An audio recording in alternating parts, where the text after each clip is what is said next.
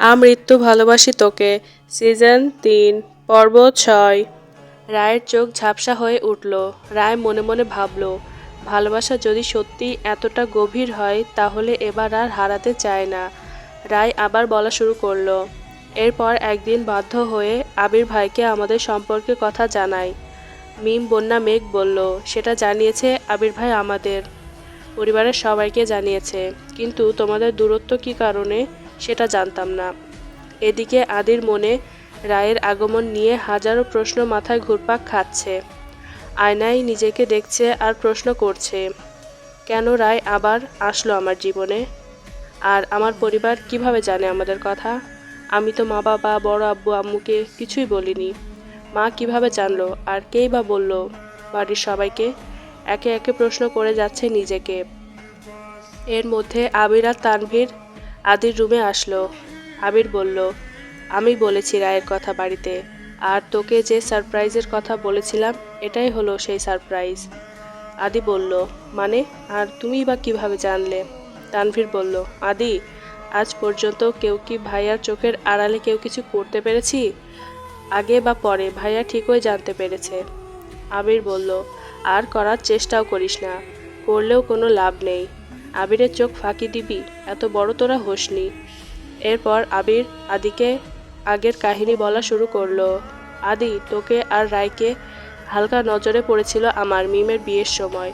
তখন বাড়িতে অনুষ্ঠান, আত্মীয় স্বজনদের ভিড়, সবাই আনন্দ করছে দেখে তেমন পাত্তা দেয়নি। কিন্তু মিমের বিয়ের পর রায় এ বাড়িতে আসা যোগাযোগ একটু বেশি হয়েছিল, সেটা আমার নজরে পড়ে।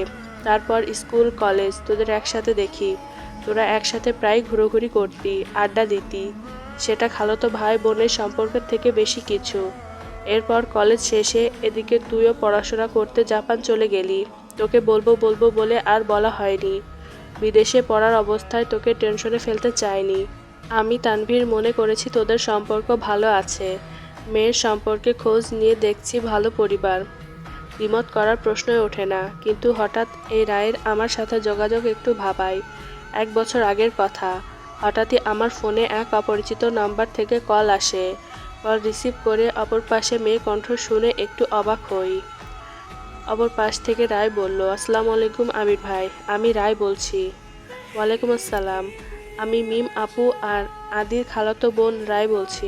হ্যাঁ, চিনতে পেরেছি, কিন্তু হঠাৎ আমাকে কল করেছো কেন? আবির ভাই, আপনার সাথে একটা জরুরি কথা ছিল, দেখা করতে পারি? আবির বলল, আমি মনে মনে ভাবছিলাম তোকে কল দিব। এর মধ্যে রায় বলে, আদিকে আগেই আমার বিষয়ে কিছু বলবেন না। রায়ের মুখে এই কথা শুনে আমাকে একটু ভাবায়।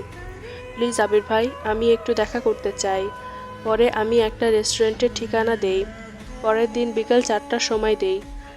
আমি তানভীর গিয়ে দেখি রায় আগে থেকে বসে আছে। তারপর তোর আর রায়ের সম্পর্কের কথা, দূরত্বের কথা সব কিছু বলে। আদি বলল, কি বলেছে রায়? আবির বলল, সেটা না হয় রায়ের মুখ থেকে শুনে নিস। আর রায় তোকে সত্যি ভালোবাসে। একটা ভুল বোঝাবুঝির জন্য সম্পর্ক নষ্ট করিস না। আর তুই যখন বললি বাড়িতে আসবি, তার 2 সপ্তাহ আগে আমি পরিবারের সবাইকে জানাই। আর ছোট আম্মুকে বলি রায়কে জানাতে আর পরিবারের সাথে কথা বলতে। আদি বলল, পরিবার এত সহজে মেনে নিয়েছে? আবির বলল, সেটা তোকে ভাবতে হবে না। তুই যদি সত্যি রায়কে ভালোবাসিস, তোর মনে যদি একটু পরিমাণ রায়ের জন্য ভালোবাসা থেকে থাকে, তাহলে 2 জন কথা বল এবং সমাধান করে নে। আদি বলল, আমিও তো রায়কে সত্যিই ভালোবাসি, ওর প্রতি অনুভূতি এখনও রয়েছে। আবির বলল, তাহলে কথা বল, এই সুযোগ হাতছাড়া করিস না। আদিকে আর কিছু সময় বুঝিয়ে আবির আর তানভীর রুম থেকে চলে গেল। এভাবে কেটে গেল সারা দিন। রায় আদি এখনও কেউ কারোর সাথে দেখা করেনি।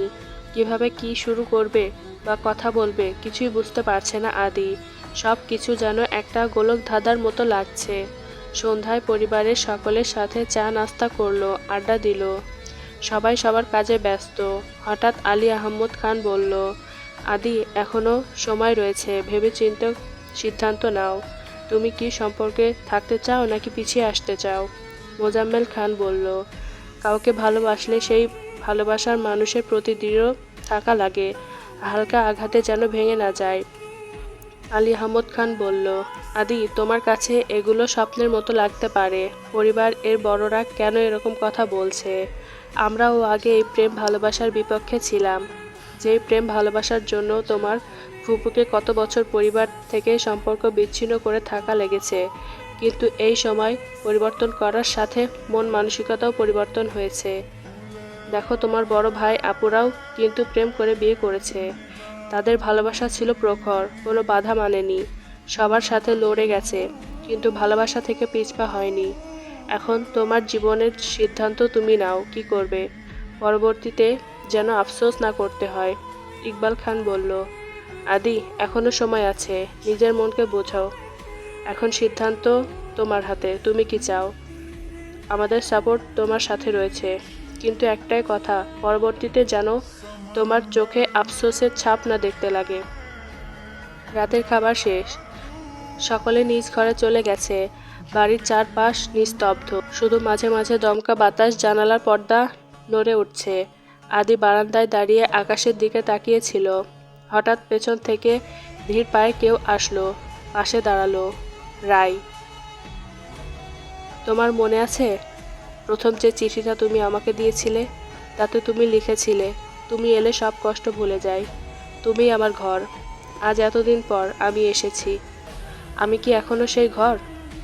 আদি চুপ করেছিল। কিছুক্ষণ নীরবতা ভেঙে বলল, ভুলিনি রাই, কিন্তু ভুলে থাকার অভিনয় শিখে গেছি। তুমি হঠাৎ করে হারিয়ে গিয়েছিলে, আমি তোমার উত্তর পাইনি, খোঁজ পাইনি, জানতেও পারিনি কেন। রায় চোখ নামিয়ে ফেলল।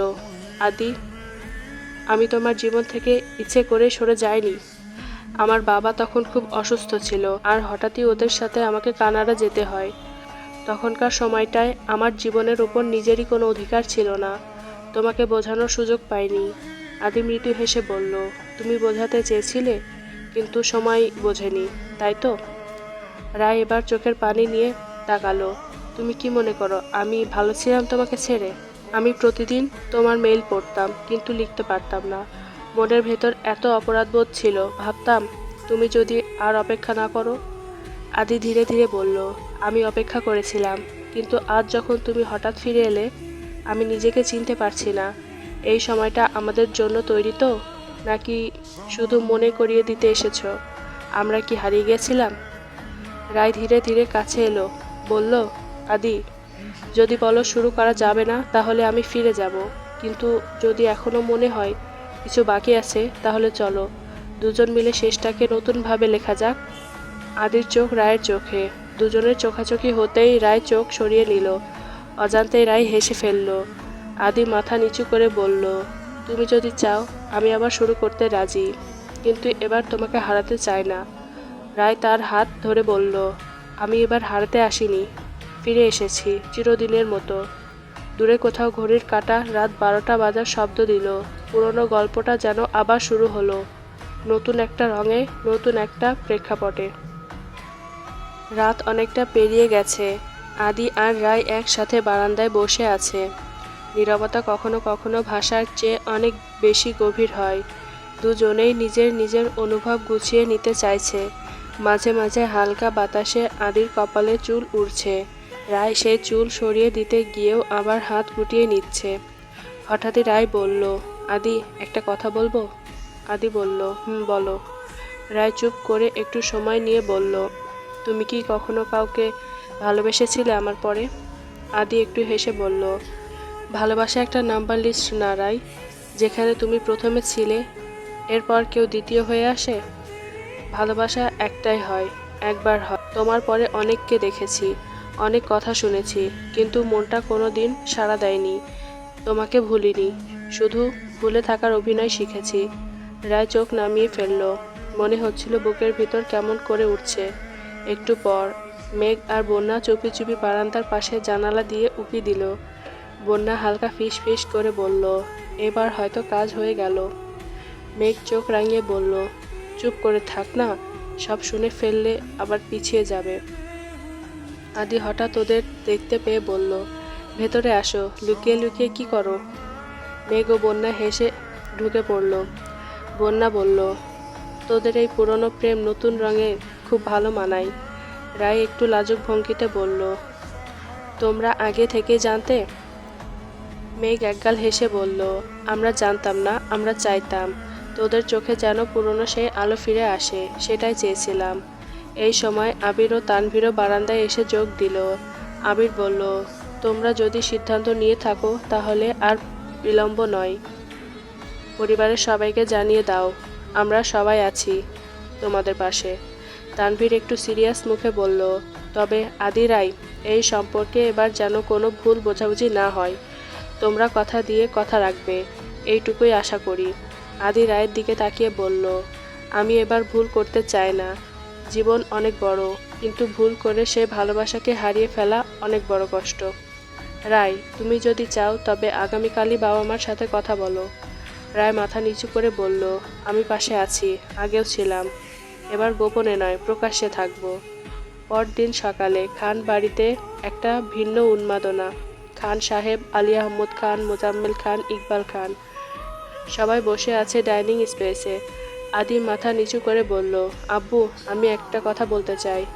আলী আহমদ খান গম্ভীর গলায় বলল, বলো। আদি একটু থেমে বলল, আমি রায়কে বিয়ে করতে চাই। আমাদের সম্পর্কটা আগেও ছিল, আজও আছে, শুধু সময় আর বাস্তবতায় আমাদের আলাদা করে রেখেছিল। এবার আর ভুল করতে চাই না। ঘরের মধ্যে কিছু সময় নীরবতা নেমে এলো। এরপর মোজাম্মেল খান মুচকি হেসে বলল, আমার পক্ষ থেকে সম্মতি আছে। ভালোবাসা টিকিয়ে রাখাই আসল, আর তোমরা সেটার প্রমাণ করেছ।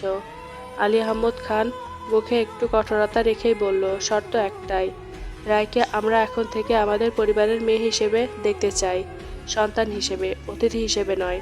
রায় এবার হেসে উঠল, বলল, আমিও এই পরিবারকে নিজের পরিবার হিসেবে গ্রহণ করতে চাই। আমি কখনো কারোর কষ্টের কারণ হব না। ইকবাল খান হেসে বলল, তবে তো বিয়ের প্রস্তুতি শুরু করা যায়। চারপাশ হঠাৎ করেই অন্যরকম আনন্দে ভরে উঠল। বাড়ির বুড়ো ছোট সবাই যেন এই শুভ সংবাদের অপেক্ষায় ছিল। মেঘ বলল, আমরা প্ল্যান শুরু করে দিই। রায়ের গায়ে হলুদ, বিয়ের ড্রেস, মেহেদির নাচ, গান সব হবে ধুমধাম করে। বন্যা বলল, আমি রায়ের ব্রাইডমেডস হব, কেউ বাধা দিতে পারবে না।